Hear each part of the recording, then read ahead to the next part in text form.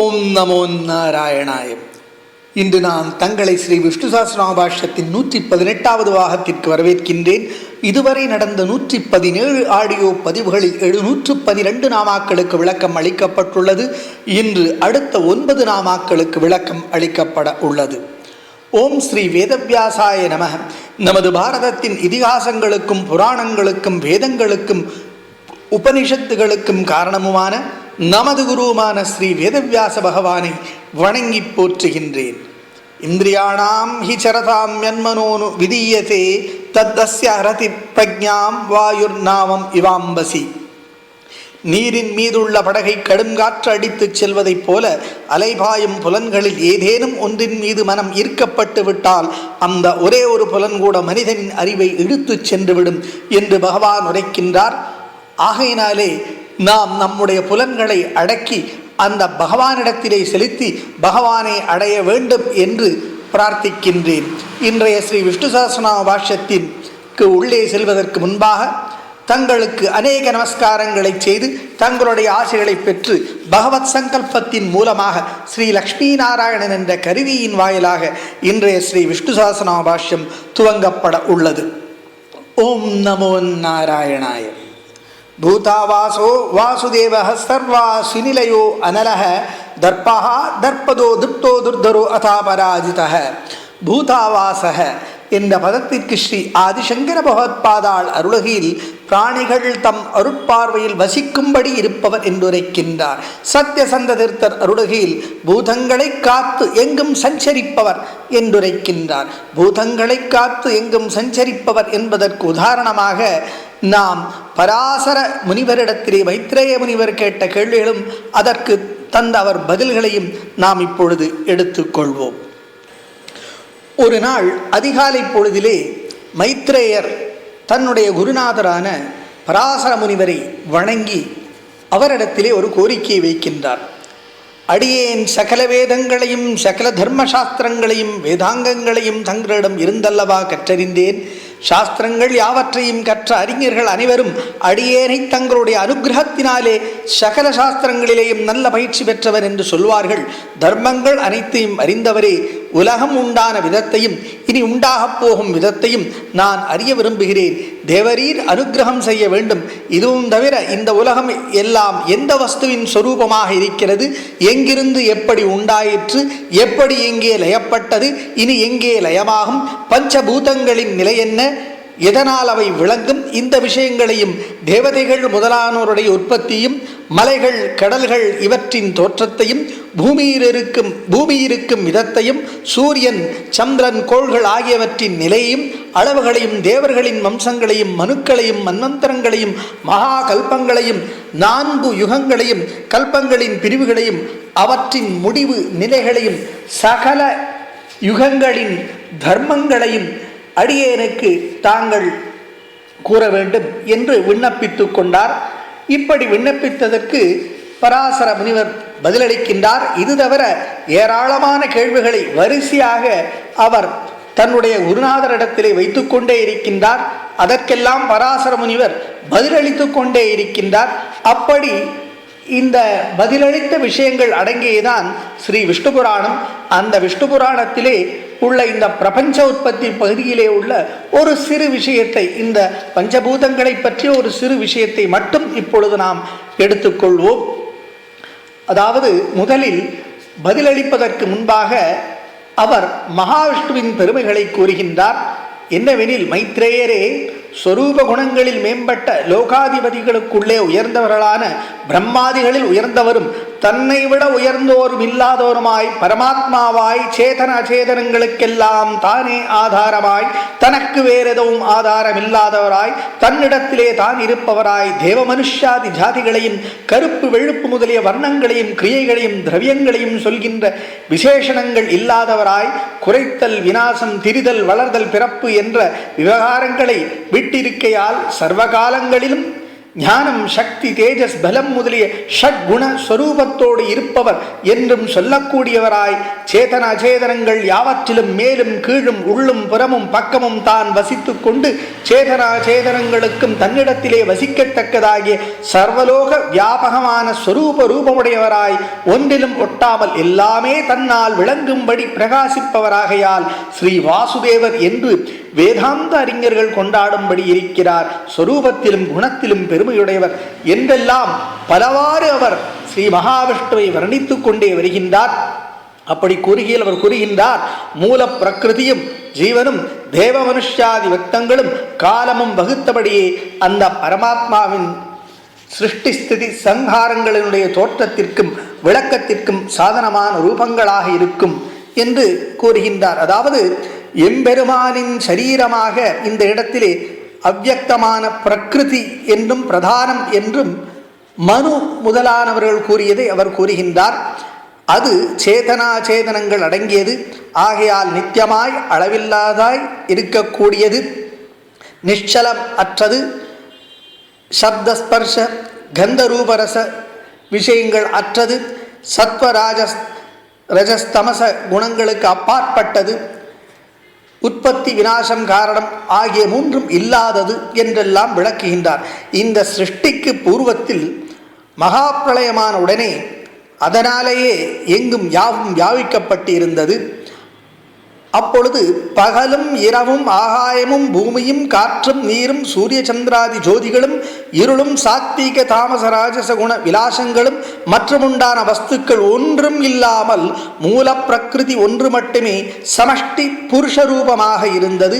எல்லாவற்றுக்கும் மேம்பட்டதான அந்த ஸ்ரீ விஷ்ணு ஸ்வரூபத்தினின்று பிரதானம் என்கின்ற பிரகிருதியும் புருஷன் என்கின்ற ஆத்மாவும் உண்டாகி சிருஷ்டிக்கு உபயோகமான சேர்க்கை இல்லாதவைகளாய் அந்த எம்பெருமானுடைய எந்த ரூபத்தினால் தரிக்கப்பட்டிருந்தனவோ அது அவருக்கு காலம் என்கின்ற பெயருடையதான ஒரு சொரூபமாக இருக்கும் என்று கூறுகின்றார். மேலும் இதை பற்றி எல்லாம் கூறிவிட்டு பிறகு அவர் கூறுகையில், அதாவது ஜீவனுடைய கர்மவசத்தினாலே சலனப்பட்ட பிரகிருதியிலிருந்து சத்வ ராஜச தாமச குணங்கள் ரூபமான மகத்தத்துவம் உற்பத்தியாயிற்று. ஸ்ரீ மகாவிஷ்ணுவினுடைய சரீரமான பிரகிருதியானது தன்னால் உண்டான மகத்தத்துவத்தை மூடிக்கொண்டது. அந்த மகத்தத்துவம் சாத்வீக ராஜச தாமசம் என்கின்ற குணத்திரயத்தை கொண்டதாய் விதையானது மேற்புறம் தோலால் மூடப்பட்டிருப்பதைப் போல பிரகிருதியினால் மூடிக்கொள்ளப்பட்டது. அப்பால் அந்த மகத்தத்துவத்திலிருந்து வைகாரிகம், தைஜசம், பூதாதிகள் என்ற 3 வித அகங்காரம் பிறந்தது. அதில் சாத்விக அகங்காரம் வைகாரிகம், ராஜச அகங்காரம் தைஜசம், தாமச அகங்காரம் பூதாதி என்றும் கூறுவார்கள். அந்த அகங்காரங்கள் திரிகுணாத்மகனானபடியினாலே பஞ்சபூதங்களுக்கும் இந்திரியங்களுக்கும் ஏதுவாக இருக்கும். பிரகிருதியினாலே மகத்தத்துவம் மூடப்பட்டது போல அகங்காரம் மகத்தத்துவத்தினாலே மூடப்பட்டு இருந்தது. அதில் பூதாதி என்று வழங்கப்பட்ட தாமச அகங்காரம் விகாரப்பட்டு சப்த தன்மாத்திரை உண்டாக்கிற்று.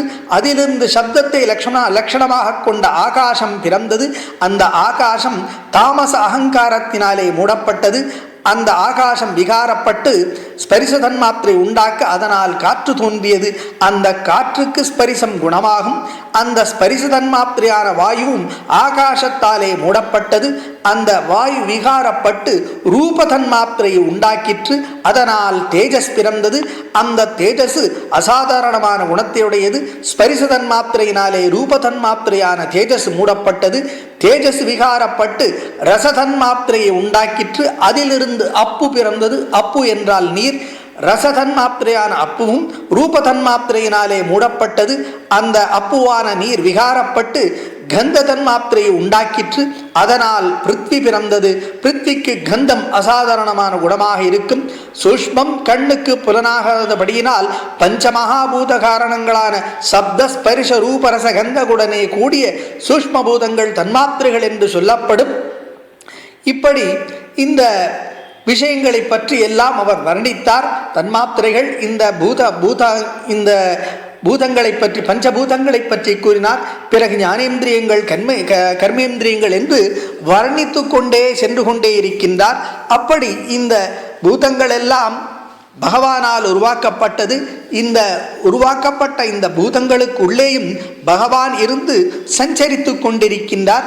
அப்படி பூதங்களை காத்து எங்கும் சஞ்சரிக்கக்கூடிய அந்த பரமாத்மனை வணங்கி பூதாவாசக என்ற பதத்தை வணங்கி அடுத்த பதத்திற்கு செல்வோம். வாசுதேவக. வாசுதேவக என்ற பதத்திற்கு ஸ்ரீ ஆதிசங்கர பகவத்பாதாள் அருளகியில் மாயையினால் உலகத்தை மறைக்கும் தேவராக இருப்பவர் என்றுரைக்கின்றார். பராசர பட்டர் அருளகியில் வசுதேவர் பிள்ளையாக 12 எழுத்துக்களை உடைய வாசுதேவ மந்திரத்தை வெளியிட்டவர் என்றுரைக்கின்றார். சத்யசந்த தீர்த்தர் அருளகியில் வாயுவிற்கு தேவன் என்றுரைக்கின்றார். சர்வா சுனிலய என்ற பதத்திற்கு ஸ்ரீ ஆதிசங்கர பகவத்பாதாள் அருளகில் எல்லா பிராணங்களும் லயமடையும் ஆத்மாவாக இருப்பவர் என்றுரைக்கின்றார். சத்யசந்த தீர்த்தர் அருளகில் எல்லா பிராணிகளுக்கும் தஞ்சமாக இருப்பவர் என்றுரைக்கின்றார். வாசுதேவக சர்வா சுனிலய என்ற பதங்களை எடுத்துக்கொண்டு அவற்றின் பொருளான வாயுவிற்கு தேவன் எல்லா பிராணிகளுக்கும் தஞ்சமாக இருப்பவர் என்ற பொருள்களுக்கு உதாரணமாக நாம் படா ஹனுமான் மந்திர், அமிர்தசரஸில் உள்ள படா ஹனுமான் மந்திருக்கு செல்வோம். பஞ்சாப் மாகாணத்திலே படா ஹனுமான் மந்திர் அமிர்தசரஸிலே இருக்கின்றது. அதாவது சீக்கியர்களின் புனிதத்தலமான பொற்கோவில் ஹர்மந்திர் சாஹிப் என்று கூறுவார்கள். அந்த வடிவத்தை போலவே அதிலிருந்து சற்று தொலைவிலே 1.5 கிலோமீட்டர் தொலைவிலே 100 ஆண்டுகளுக்கு முன்பு புனர் நிர்மாணம் செய்யப்பட்ட கோயில் துர்கியானா கோவில், துர்க்கையின் கோயில். இந்த துர்க்கையின் கோவில் 100 ஆண்டுகளுக்கு முன்பு புனர் நிர்மாணம் செய்யப்பட்டது இந்த வடிவத்திலே. ஆனால் இந்த கோயில் மிக பழமையான கோவில்.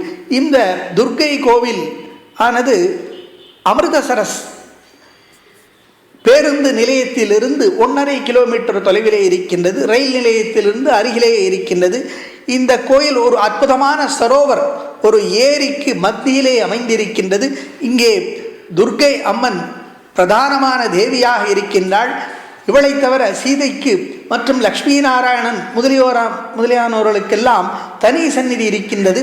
இக்கோயிலில் தசரா, ராமநவமி, ஜென்மாஷ்டமி, தீபாவளி போன்ற திருவிழாக்கள் எல்லாம் மிகச்சிறப்பாக கொண்டாடப்படுகின்றது.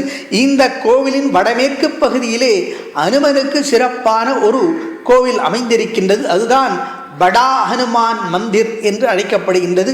அதாவது ராமாயண காலத்திலே சீதையானவள் கர்ப்பிணியாக இருந்த பொழுது ஒரு காரணத்திற்காக ராமன் அவளை காட்டிற்கு அனுப்பிவிடுகின்றான், வனத்திலே விட்டுவிடுகின்றான். அவள் வால்மீகி முனிவரின் ஆசிரமத்திலே தங்கி இருக்கின்றாள். அப்பொழுது அவளுக்கு லவகுஷர்கள் என்ற 2 குழந்தைகள் பிறக்கின்றனர். அந்த லவகுஷர்கள் சிறப்பாக வளர்ந்து சிறுவர்களாகி அவர்கள் கல்வி கேள்விகளிலே சிறந்து அஸ்திர சஸ்திரங்களிலேயும் சிறந்து அற்புதமாக விளங்குகின்றனர். அப்படி இருந்த சமயத்திலே ராமன் அஸ்வமேத யாகம் செய்வதாக முடிவெடுக்கின்றான். அப்படி அஸ்வமேத யாகம் செய்யும் பொழுது யாகத்திற்கு அவனுக்கு அருகிலே அவனுடைய மனைவியான சீதாதேவி இருக்க வேண்டும். அவள் இல்லாத காரணத்தினாலே ஒரு தங்கத்தினாலே சீதாதேவி செய்யப்பட்டு அந்த பிரதிமை அங்கே வைக்கப்பட்டு அவன் அருகில் வைக்கப்பட்டு அஸ்வமேத யாகம் துவங்கப்பட்டது. அந்த அஸ்வமேத யாகம் செய்யும் பொழுது வழக்கம் யாதெனில் ஒரு குதிரையை அவர்கள் அவிழ்த்து விடுவார்கள். அந்த குதிரையின் பின்னாலே சேனை செல்லும்.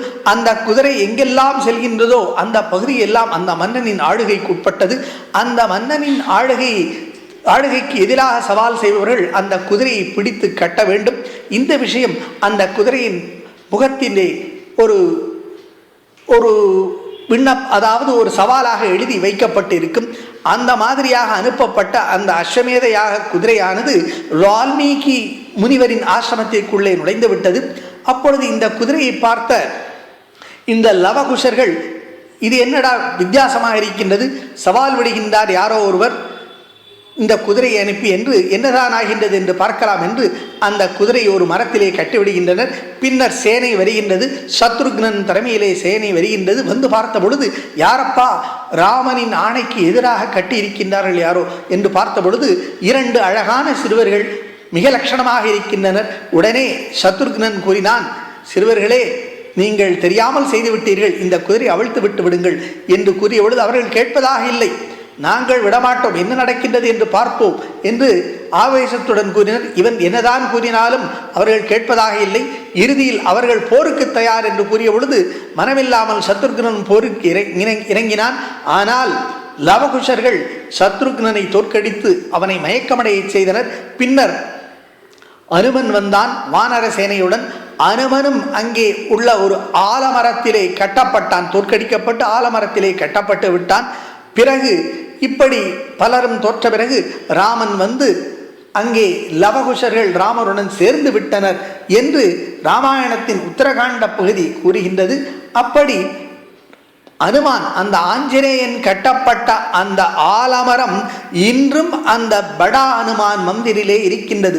அந்த ஆலமரத்திற்கு அருகிலேதான் அற்புதமாக அங்கே ஆஞ்சநேயர் வீற்றிருக்கின்றார், அமர்ந்திருக்கின்றார். பெரியதொரு உருவமாக ஓய்வான நிலையிலே அமர்ந்திருக்கின்றார் அந்த படா அனுமான். அவர் ஏன் அப்படி ஓய்வாக இருக்கின்றார்? அவருக்குள்ளத்திற்குள்ளே ஒரு மகிழ்ச்சி. அவர் சீதையை ராமனிடத்திலே சேர்ப்பிக்க காரணமாக இருந்தார். அதேபோல் லவகுஷர்களையும் ராமனிடத்திலே சேர்ப்பிக்க காரணமாக இருந்தார். அதனாலே இங்கே அனுமனை வணங்குபவர்கள் எந்த குறையும் இல்லாமல் எந்த கவலையும் இல்லாமல் இருப்பார்கள். அப்படி இந்த படா அனுமான் மந்திரிலே இன்னொரு விசேஷமான விஷயம், இங்கே வருடம் லங்கூர் மேளா என்ற விழா நடைபெறுகின்றது நவராத்திரி சமயத்தின் பொழுது. அதாவது பிள்ளை வரம் வேண்டி இங்கு ஏராளமான பக்தர்கள் உள்நாட்டிலிருந்தும் சரி வெளிநாட்டிலிருந்தும் சரி வருகின்றனர். வந்து பிள்ளை வரம் இந்த அனுமானிடத்திலே வேண்டி அவர்கள் அந்த ஆலமரத்திலே ஒரு கயிற்றை கட்டுகின்றனர். பிறகு அவருடைய அந்த வேண்டுதல் நிறைவேறிய பிறகு அந்த குழந்தையோ அந்த சிறுவனையோ அழைத்து கொண்டு வருகின்றார்கள். நவராத்திரியின் முதல் தினத்தன்று வருகின்றனர். வந்து இங்கே வெள்ளி சிவப்பு நிறத்தில் கலந்த ஆடையை அணிந்து கொண்டு கிரீடத்தை அணிந்து கொண்டு வானரத்தை போல தங்களுடைய குழந்தைகளை சிறுவர்களை அலங்கரிக்கின்றனர். கையிலே ஒரு செயற்கையான கதையும் வழங்கப்படுகின்றது. அப்படி அனைத்து குழந்தைகளும் வானரங்களாக அங்கே தென்படுகின்றனர். ஆடியும் பாடியும் மகிழ்கின்றனர். தினசரி சுந்தரகாண்டம் அங்கே அந்த 9 நாட்களும் சுந்தரகாண்டம் வாசிக்கப்படுகின்றது, பாராயணம் செய்யப்படுகின்றது. அங்கே அப்படி இந்த 9 நாட்களும் இந்த வேண்டுதலை நிறைவேற்ற வந்தவர்கள் எல்லாம் ஒருவேளை மட்டும் காய்கறியும் பழங்களையும் அங்கே உணவாக அருந்தி அங்கே வெறும் தரையிலே அவர்கள் படுத்து உறங்குகின்றனர். 9 நாட்களும் அங்கே இருந்து ஆடி பாடி மகிழ்ந்து அனுமனை வணங்கி 9வது நாள் இறுதியிலே அந்த ஆலமரத்தில் இருக்கக்கூடிய அவர்கள் கட்டிய கயிறை பிரித்து கொண்டு வேண்டுதலை நிறைவேற்றிவிட்டு பிறகு செல்கின்றனர். அப்படி இந்த லங்கூர் மேளா என்ற விழாவானது தசரா சமயத்தின் பொழுது இந்த நவராத்திரி சமயத்திலே மிக விசேஷமான ஒன்றாக கருதப்படுகின்றது. அப்படி இங்கே அனுமனானவன் அற்புதமாக பக்தர்களுக்கு அருள்பாலித்துக் கொண்டிருக்கின்றான். நாமெல்லாம் பிராணன்கள், ஜீவன்கள், நாமெல்லாம் லயமடைய வேண்டிய இடம் அந்த பரமாத்மா. எல்லா பிராணன்களும் லயமடையும் ஆத்மாவாக இருப்பவன் அந்த பரமாத்மா. இந்த பிராணன்களுக்கெல்லாம் மேலானவன் முக்கிய பிராணன் யார்? அனுமன்.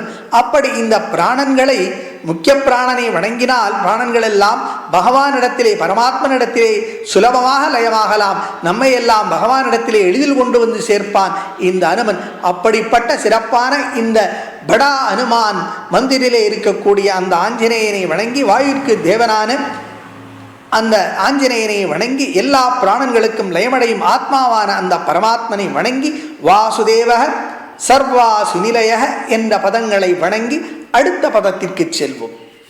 அனிலக என்ற பதத்திற்கு பராசரப்பட்ட அடியவர்களுக்கு எல்லாம் செய்தாலும் திருப்தி அடையாமல் ஒன்றும் செய்யவில்லையே என்று இருப்பவர் என்று உரைக்கின்றார். மேலும் அடியவரிடம் பிறர் செய்யும் பிழையை பொறுக்காதவர் என்றும் உரைக்கின்றார். தர்பகா என்ற பதத்திற்கு ஸ்ரீ ஆதிசங்கர பகவத்பாதாள் அருளுகில் தர்மத்திற்கு விரோதமான வழியில் செல்பவருடைய கர்வத்தை போக்குபவர் என்று உரைக்கின்றார்.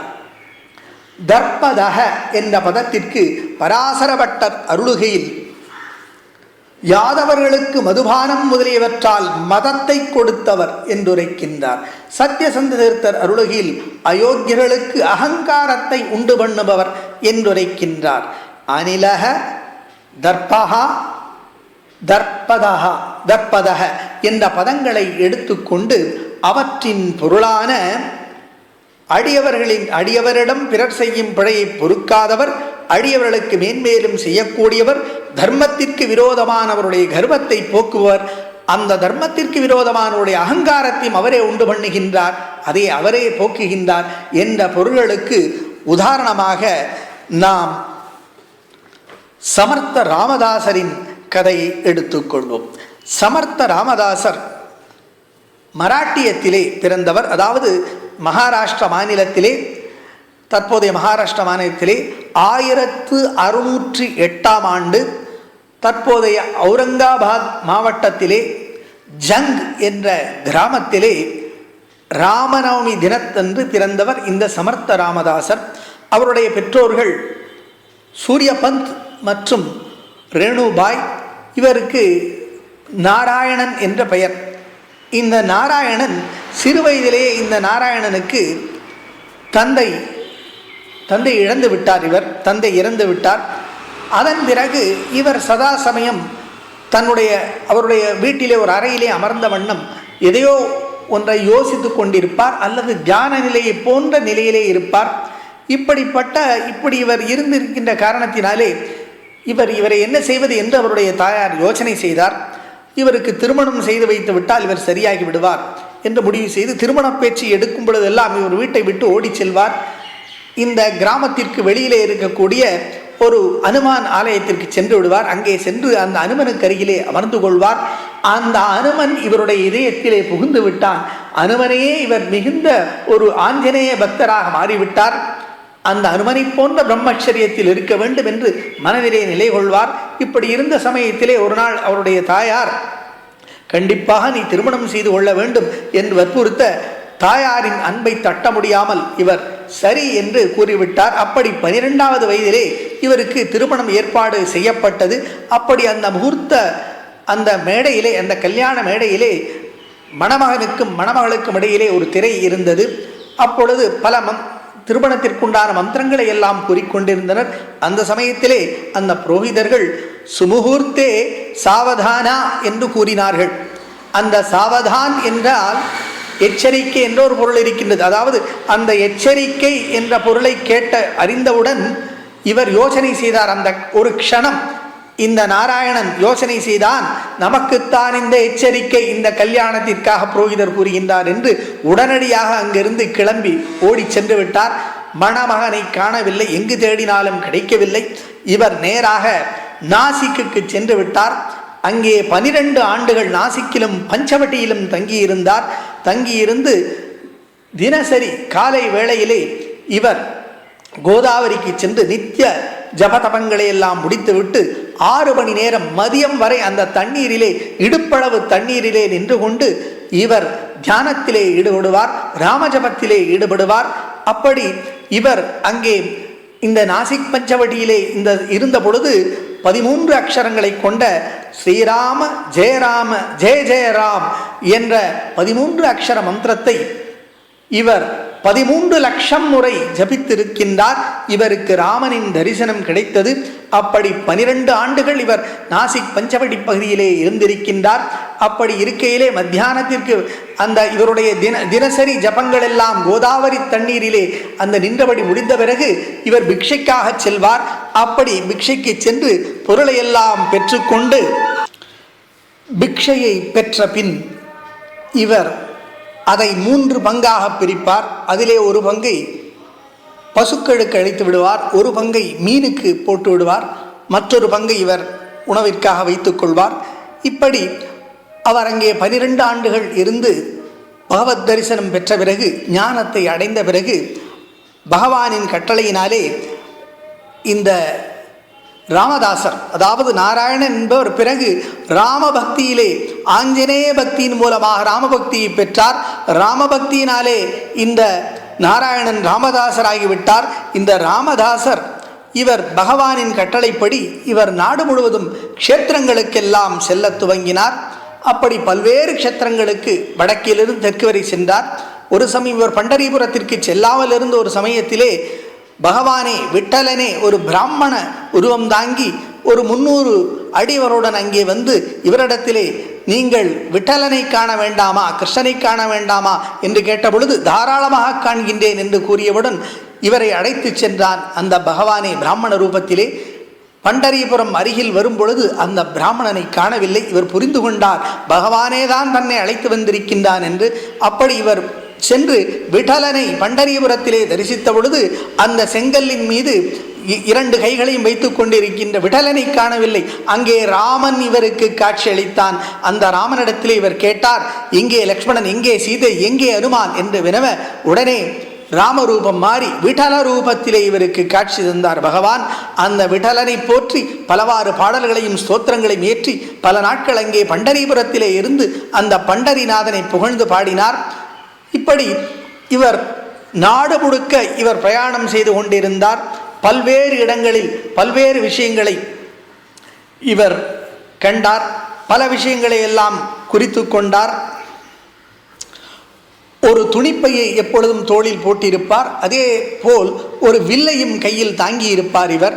அப்பொழுது இவர் பிரயாணம் செய்யும் பொழுது ஒரு சில பிராமணர்கள் இவரை பார்த்து, உங்களுக்கு எதற்காக வில், உங்களுக்கு வில்லின் பிரயோகம் தெரியுமா என்று கேட்டபொழுது தெரியும் என்று கூறியவுடன், அதோ ஆகாயத்தில் பறக்கின்ற அந்த பறவை வீழ்த்துங்கள் பார்க்கலாம் என்று கூறியவுடன் இவர் வில்லை எடுத்து அம்பை செலுத்தி அந்த பறவையை வீழ்த்தி விட்டார். உடனே அந்த பிராமணர்கள், நீங்கள் ஒரு பாவத்தை செய்து விட்டீர்கள், அந்த பறவையை கொன்று விட்டீர்கள் என்று கூற, இவர் என்ன பிராயஷ்சித்தம் செய்ய வேண்டும் என்று கேட்டார். உடனே அவர்களும் பிராயஷ்சித்தத்தை கூற இவரும் அந்த பிராயஷ்சித்தத்தை செய்தார். செய்துவிட்டு சரியாகிவிட்டதா என்று கேட்க பிராமணர்களும் சரியாகிவிட்டது என்று கூற இவர் ஏற்றுக்கொள்ளவில்லை.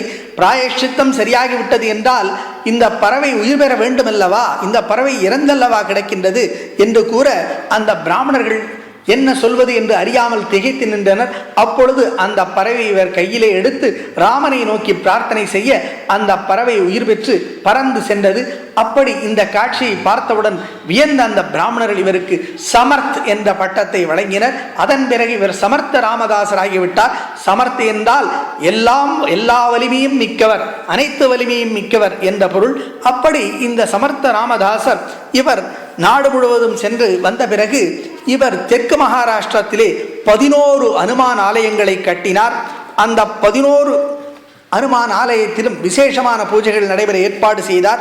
அதேபோல் ஆஞ்சநேயரின் கருணையினால் இவருக்கு நதியிலே ஒரு அற்புதமான ராம விக்கிரகம் கிடைக்கப்பெற்றது. அந்த ராம விக்கிரகத்தை சம்பவதி என்ற இடத்திலே அந்த ராமனை நிறுவி அற்புதமான கோயிலை கட்டி அங்கே வருடாவருடம் ராமநவமி உற்சவத்தை ஏற்பாடு செய்தார். ராமநவமி தேர் ஓட்டத்தையும் ஏற்பாடு செய்தார். பல ஆன்மீக புத்தகங்களை பல விஷயங்களை எல்லாம் ஏராளமான புஸ்தகங்களை எழுதியிருக்கின்றார், ஸ்தோத்திரங்களை எழுதியிருக்கின்றார். இருந்தாலும் இவர் மற்ற எந்த மகானும் எழுதாத வகையிலே 2 புத்தகங்களை இவர் எழுதியிருக்கின்றார். அது யாதெனில் அஸ்மனி சுல்தானி மற்றும் பரசக்கர நிரூபன் என்ற 2 புத்தகங்கள்.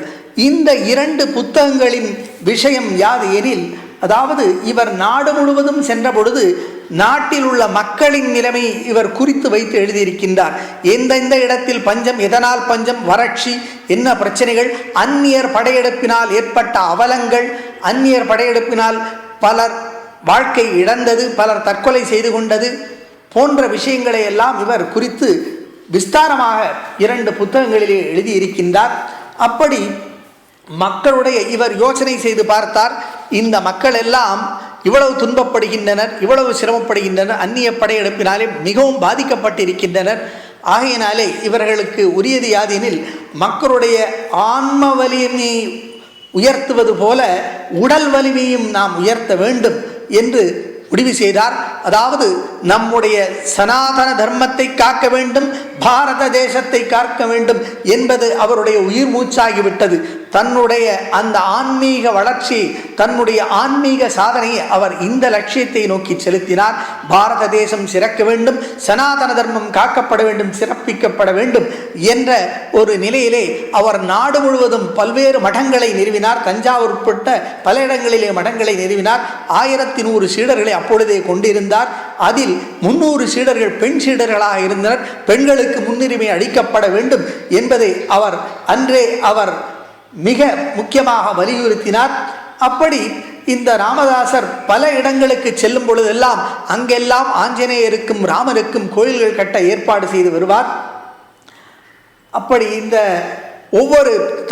இவர் மகாராஷ்டிரத்திலே கட்டிய ஆஞ்சநேயர் கோயில்களுக்கு முன்பாக ஒவ்வொரு இடத்திலும், அதாவது அந்த கோயிலுக்கு முன்பாக ஒரு உடற்பயிற்சி மையத்தையும் ஏற்படுத்தியிருந்தார். எதற்காக எனில் ஆன்மீக வலிமையும் வேண்டும், உடல் வலிமையும் வேண்டும். இந்த இரண்டும் இருந்தால்தான் சனாதன தர்மத்தை காக்க முடியும், பாரத தேசத்தையும் காக்க முடியும், இந்த அந்நியர்களால் ஏற்பட்ட அவலத்தை போக்க வேண்டும் என்ற ஒரு எண்ணத்திலே அவர் எப்பொழுதும் இருந்தார்.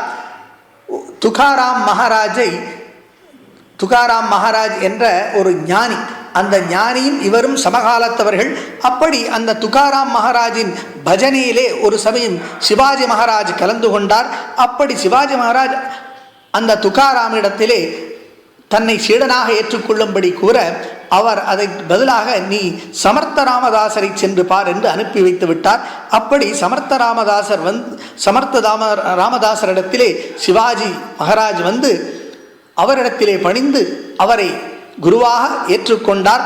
அந்த சமர்த்த ராமதாசரின் வழிகாட்டுதலின் பேரில்தான் இந்த சிவாஜி, பிற்காலத்திலே சத்ரபதி சிவாஜி மகாராஜ் என்று கூறப்பட்ட அந்த சிவாஜி என்பவர் மிகச்சிறந்த மன்னனாக, சனாதன தர்மத்தை காப்பவராக, மிகச்சிறந்த, அதாவது முகலாயர்களை எதிர்த்து முகலாயர்களின் ஆதிக்கத்தை தடுத்து நிறுத்தி சனாதன தர்மத்தை காப்பவராகவும் நம்முடைய பாரத தேசத்தை காப்பவராகவும் அற்புதமான ஒரு சிறந்த மன்னராக சிவாஜி மகாராஜ் உருவெடுப்பதற்கு காரணமாக இருந்தவர் இந்த சமர்த்த ராமதாசர். இந்த சமர்த்த ராமதாசர் தான் சிவாஜி மகாராஜாவின் கொடி, காவிக்கொடியாக இருப்பதற்கு காரணமாக இருந்தவர். ஒரு சமயம் அவர் இந்த சமர்த்த ராமதாசர் பிக்ஷை எடுத்துக்கொண்டு வந்து கொண்டிருந்த பொழுது தன்னுடைய மாளிகையில் இருந்த உப்பரிகையிலிருந்து சிவாஜி பார்த்து விட்டார். உடனே தன்னுடைய உதவியாளரிடத்திலே ஒரு சீட்டு அனுப்பினார். என்ன எனில், இந்த நாடு முழுவதும் தங்களுக்கே அர்ப்பணம் என்று சீட்டு எழுதி அனுப்பியிருந்தார். பிறகு மத்தியான வேளையிலே அவர் வரும்பொழுது, அவர் மாளிகைக்கு வரும்பொழுது கூறினார், நாடு முழுவதும் உங்களுடையதான், நீங்கள் எதற்காக பிக்ஷை எடுக்க வேண்டும் எனது குருவே என்று கூறினார். அதற்கு அவர் பதில் உரைக்கவில்லை. மறுநாள் வந்து என்னை பார் என்று கூறிவிட்டார். மறுநாள் சிவாஜி மகாராஜ் காலையிலே அவரை பார்க்க சென்ற பொழுது அவர் கூறினார், நாடு முழுவதும் எனக்கு வழங்கிவிட்டாய், இப்பொழுது நீ என்ன செய்ய போகின்றாய் என்று கேட்டபொழுது சிவாஜி கூறினார், நீங்கள் என்ன கூறினாலும் ஏற்கின்றேன் என்று கூற, சமர்த்த ராமதாசர் தன்னுடைய பிக்ஷை பாத்திரத்தை கலனி அவரிடத்திலே கொடுத்து விட்டார். வா, பிக்ஷைக்கு செல்லலாம் என்று. அப்படி சதாராவின் வீதிகளிலே சமர்த்த ராமதாசரும் சிவாஜி மன்னரும் இருவரும் பிக்ஷைக்காக சென்றனர். பிக்ஷை பாத்திரம் சிவாஜி இடத்திலே இருந்தது. பிக்ஷை எடுத்து வந்த பிறகு அந்த தானியங்களை வாங்கி அவரே உணவு சமைத்து சிவாஜிக்கு வழங்கினார். வழங்கிய பிறகு சிவாஜி கேட்டார், அடுத்தது என்ன என்று கேட்டபொழுது இவர் கூறினார், இந்த தேசம் நீ எனக்கு, இந்த நாட்டை எனக்கு வழங்கிவிட்டாலும் இது பகவானுடையது, அவனுடைய பெயரினாலே நீ ஆள வேண்டும், நாம் எல்லாம் அதை பாதுகாப்பவர்கள்தான். ஆகையினாலே இந்த காவிக்கொடியை உனக்கு வழங்குகின்றேன். இந்த காவிக்கொடியின் கௌரவத்தை நீ எப்பொழுதும் காப்பாற்ற வேண்டும், அந்நிய சக்திகளை ஓட்ட வேண்டும், நம்முடைய சனாதன தர்மத்தை நீ தாங்கி பிடிக்க வேண்டும் என்று கூறினார். அதன்படியே சிவாஜியும் சிறப்பாக ஆட்சி செய்தார். அப்படி இவர் எந்த சமயத்திற்கும் எதிரானவர் அல்ல. எல்லோரிடத்திலும், எல்லா மனிதர்களிடத்திலும், எல்லா பசுபக்ஷிகளிடத்திலும், அனைத்திடத்திலும் ராமனே இருக்கின்றான், அனைவரிடத்திலும் ராமனே இருக்கின்றான் என்ற சுபாவமுடையவர், எண்ணமுடையவர். இருந்தாலும் மற்ற விஷயங்கள், அதாவது சனாதன தர்மத்திற்கு எதிரான விஷயங்கள் அங்கே வந்து ஆதிக்கம் செலுத்தக்கூடாது, சனாதன தர்மம் காப்பாற்றப்பட வேண்டும் என்பதில் உறுதியாக இருந்தவர். பாரத தேசத்தின் மீது பற்றுடையவராக இருந்தவர்.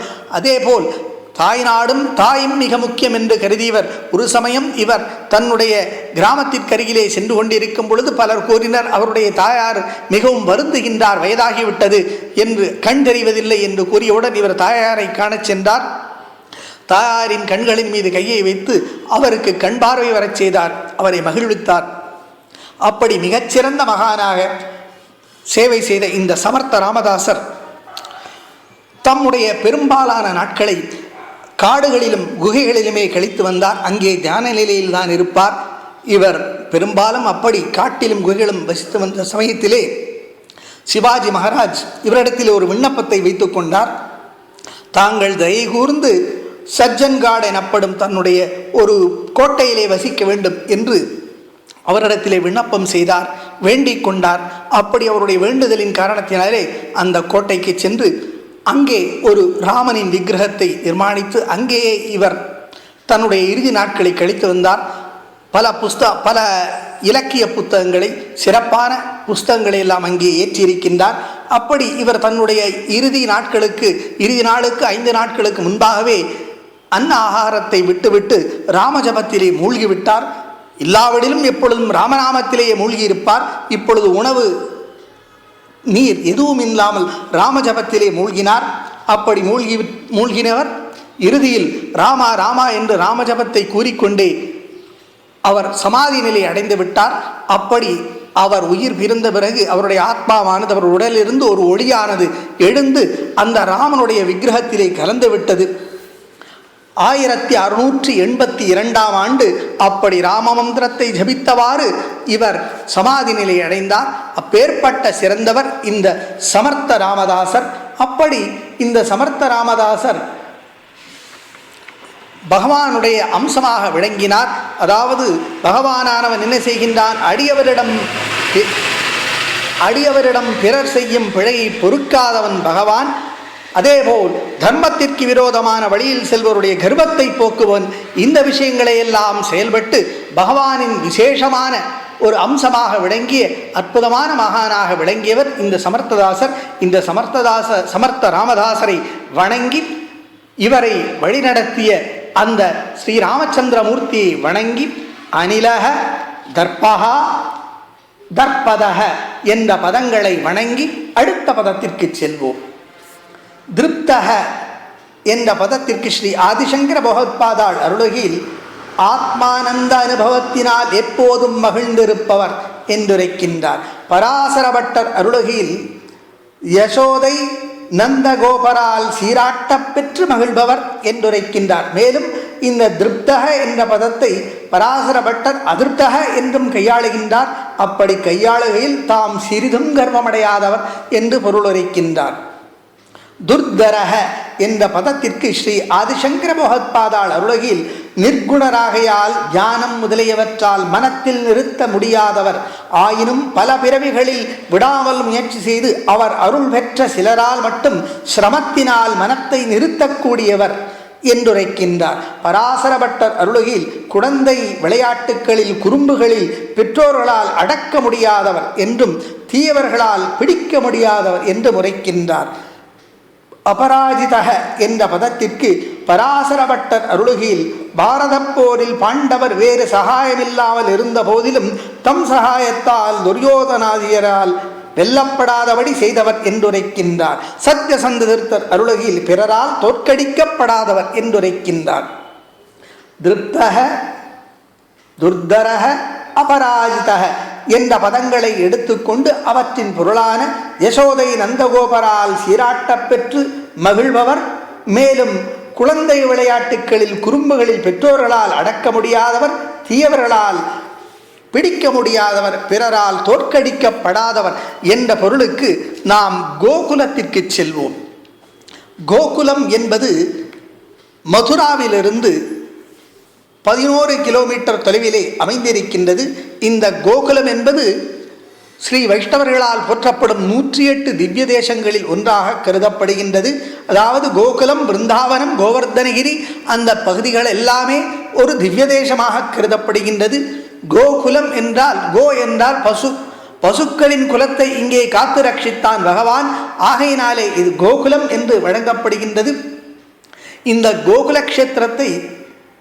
கோகுலக்ஷேத்திரத்தை ஆண்டாள், திருமங்கையாழ்வார், பெரியாழ்வார் போன்றவர்கள் எல்லாம் மங்களாசாசனம் செய்திருக்கின்றனர். இந்த கோகுலம் பிருந்தாவன பகுதியிலே ஏராளமான இடங்கள், பகவானுடைய இடங்கள் இருக்கின்றன. நந்தபவனம் இருக்கின்றது.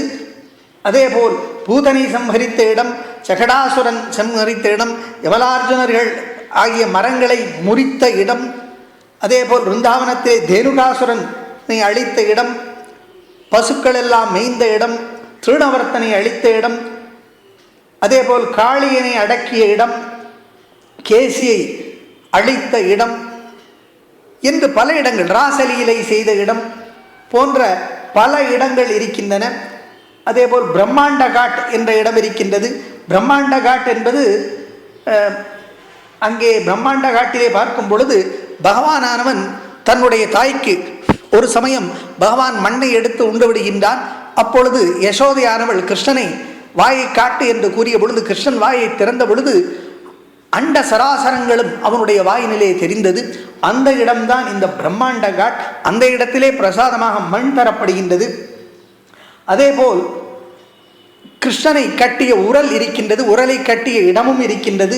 ஏராளமான இடங்கள், ஒவ்வொரு இடமும் மிக புனிதமான இடங்கள். இந்த கோகுலம் பிருந்தாவன பகுதிகள் எல்லாமே நந்தபவனம் என்று கூறினால், அந்த நந்தபவனம் என்பது நந்த மகாராஜாவின், நந்தராஜரின் அவருடைய திருமாளிகை, அவருடைய இல்லம். அது 84 தூண்களை கொண்டது நந்தனின் இல்லம். அங்கே குறிப்பிட்ட இடத்திற்கு செல்லும் போது தவழ்ந்துதான் செல்ல வேண்டும். உள்ளே சென்றால் ஊஞ்சலில் கண்ணன் ஆடிக்கொண்டிருப்பான். நாமும் கயிற்றை பிடித்து கண்ணனை ஆட்டலாம். அந்த பாக்கியமுள்ளவர்கள் அங்கே சென்று நந்தகோபரின் இல்லத்திற்கு சென்று நாமும் கண்ணனை ஊஞ்சலிலே ஆட்டுவித்து அவனை மகிழ்வித்து நாமும் மகிழலாம். நமக்கும் சிறப்பான நிலை உண்டாகும். அப்படி மற்றொரு இடம், அதாவது இந்த ராமன் ரேட்டி என்று கூறுவார்கள், ரமன் ரேட்டி என்று கூறுவார். ரமன் ரேட்டி என்ற இடம் கண்ணன் விளையாடிய இடம். அதாவது பலராமன் மற்றும் கோபியர்களோடு எல்லாம் விளையாடிய இடம், ராதையுடன் பேசிய இடம். அந்த இடம் ஒரு மணற்பாங்கான இடம். அந்த இடத்திலே செல்லும் பக்தர்கள் எல்லாம் அங்கே உருளுவார்கள். அந்த மணலிலே உருளுவார்கள். ஏனெனில் அந்த புண்ணிய கஷேத்திரத்தின் மணலானது நம்முடைய உடலிலே படட்டும், உடலிலே ஒட்டட்டும், அந்த பாக்கியம் நமக்கு கிட்டட்டும் என்று அந்த இடத்திலே உருவார்கள். அதே போல் அருகிலே கோவர்தன மலை இருக்கின்றது. கோவர்தன மலையே மிக புனிதமானது, பகவானுடைய அம்சம்தான். அதற்கு அருகிலே அன்னகூட உற்சவம் நடைபெறக்கூடிய இடம் இருக்கின்றது. அதற்கு அருகிலே குசும் சரோவர் என்ற இடம் இருக்கின்றது. அந்த குசும் சரோவர் என்ற அந்த ஏரி இருக்கின்ற அந்த ஏரியிலிருந்து தான், ஒரு குளம் போல் இருக்கக்கூடிய அந்த பகுதியிலிருந்து தான் கண்ணன் பூக்களை எல்லாம் பறித்து வருவான். எதற்காக எனில் கோபியர்களுக்கெல்லாம் அந்த பூக்களை சூட்டி மகிழ்வான். அந்த இடம்தான் இந்த குசும் சரோவர் என்ற இடம். பிறகு மானசி கங்கா என்ற ஒரு இடம் இருக்கின்றது. அதாவது கங்கையை தன்னுடைய சங்கல்பத்தினாலே அங்கே கொண்டு வந்தான். அதுதான் மானசி கங்கா. இது தவிர கோவிந்த குண்டம் என்ற இடம் இருக்கின்றது. கோவிந்த குண்டம் என்பது இந்திரன் கண்ணனுக்கு அபிஷேகம் செய்த இடம், கண்ணனை பூஜித்த இடம்தான் இந்த கோவிந்த குண்டம். அப்படி விருந்தாவனத்திலும் சரி, இந்த கோகுலத்திலும் சரி ஏராளமான இடங்கள், கண்ணன் விளையாடிய இடம், தவழ்ந்த இடம், அவன் மாடுகள் மேய்த்த இடம், புல்லாங்குழல் வாசித்த இடம், ராசலீலை செய்த இடம் என்று ஏராளமான இடங்கள் இருக்கின்றன. இந்த இடங்களெல்லாம் அற்புதமான இடங்கள். இவையெல்லாம் காண நமக்கு கண்கோடி வேண்டும். மிக புண்ணியம் செய்தவர்கள் மட்டுமே இந்த கோகுலம் பிருந்தாவனத்திற்கு சென்று கண்ணன் விளையாடி ஆடி பாடிய இடங்களை எல்லாம் பார்த்து மகிழக்கூடிய அந்த பாக்கியத்தை பெறக்கூடியவர்கள் மிக சிறந்தவர்களே அங்கே செல்ல முடியும். அப்பேற்பட்ட அந்த சிறப்பான இடத்திலே கண்ணன் அந்த கோகுலத்திலும் பிருந்தாவனத்திலும் யசோதை நந்தகோபரால் சீராட்ட பெற்று மகிழ்ந்தவன். அதேபோல் அவன் அங்கே பல அசுரர்களை எல்லாம் வீழ்த்தினான். தோற்கடிக்கப்படாதவனாக இருந்தான். குறும்புத்தனத்திலும் யாராலும் கட்டுப்படுத்த முடியாதவனாக இருந்தான். அப்படிப்பட்ட அந்த கோகுல விருந்தாவனத்திலே விளையாடிய பல பராக்கிரமங்களை செய்த பக்தர்களுக்கு அருள்பாலித்த கோபியர்களை எல்லாம் சிறந்த நிலை அடைய வைத்த மோட்சத்தை தந்தருளிய இன்றளவும் நமக்கெல்லாம் அருள்பாலிக்கக்கூடிய அந்த கிருஷ்ணனை வணங்கி திருப்தக துர்தரக அபராஜிதக என்ற பதங்களை வணங்கி அடுத்த பதத்தை நோக்கி செல்வோம். ஓம் நமோ நாராயணாய.